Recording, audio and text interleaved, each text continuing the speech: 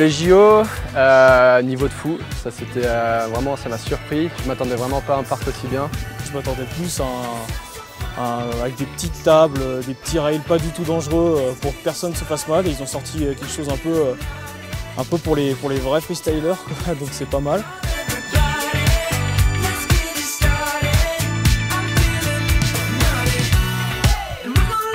Franchement, les 3 qu'ils ont envoyés, c'était super. Pancras, il a mis un super run. Moi, Jules, c'est con qui tombe. Et Adélis aussi, il a fait un beau run. Ils avaient, après, vu les infrastructures qu'on a en France, c'est les meilleurs. Ils avaient vraiment le niveau. Mais comparé aux Américains qui peuvent s'entraîner sur des parcs de folie, c'est sûr qu'il y a quand même pas mal de différences. Mais bon, si jamais on arrive à avoir des parcs bien, il n'y a pas de raison qu'on n'y arrive pas. On a la neige, on a la météo, on a tout ce qu'il faut.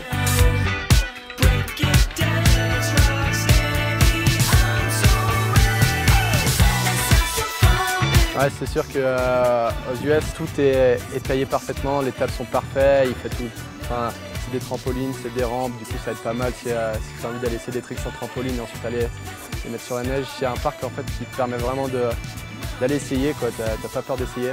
En France, on commence à avoir pas mal de bons parcs maintenant. Je pense notamment à Vars, ça fait 2-3 années qu'ils ont un parc qui est excellent. Méribel aussi qui est vraiment bien, et puis Valto. Il est bien aussi, Valto. Donc on commence à avoir de bons parcs en France. Sometimes I have to question my ability. Is it really worth pursuing a career with no stability? 1 minute you're here, next minute you're gone. It's like you just disappear when they finish playing your song. I'ma keep on, keep strong, feet on track. What's to stop us if our lyrics and our beats sound fat? Les JO, ça fait connaître au grand public, mais c'est seulement ceux qui ont fait les JO qui sont connus.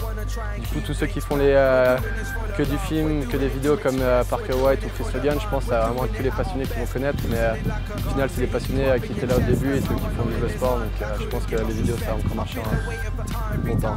Avoir une audience de 1 million de personnes et 900 000 qui s'en foutent, et avoir une audience de 100 000 personnes à l'IF3 avec que des passionnés, c'est exactement pareil. Donc au final, faire de la compète ou des films, c'est pareil pour les passionnés, sauf pour les sponsors qui vont plus se diriger vers la compète parce qu'ils cherchent vraiment la vue, même si c'est pas des passionnés, quoi.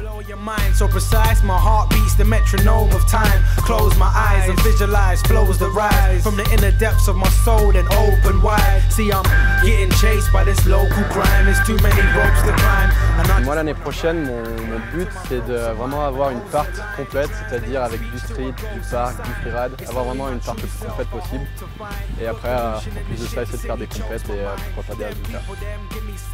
La saison prochaine, je vais essayer de vraiment beaucoup filmer pour sortir une belle part avec du street, du BC et du parc. Et puis faire des photos et pas de compète. J'ai arrêté les compètes, j'ai plus tant goût des compètes. Ça m'a un peu saoulé de faire tout le temps les mêmes runs, de faire les plus gros tricks et faire tout le temps les mêmes runs toutes les semaines sur toutes les compètes. Maintenant, je préfère plus me faire plaisir sur les films et je trouve que pour l'instant, c'est mieux.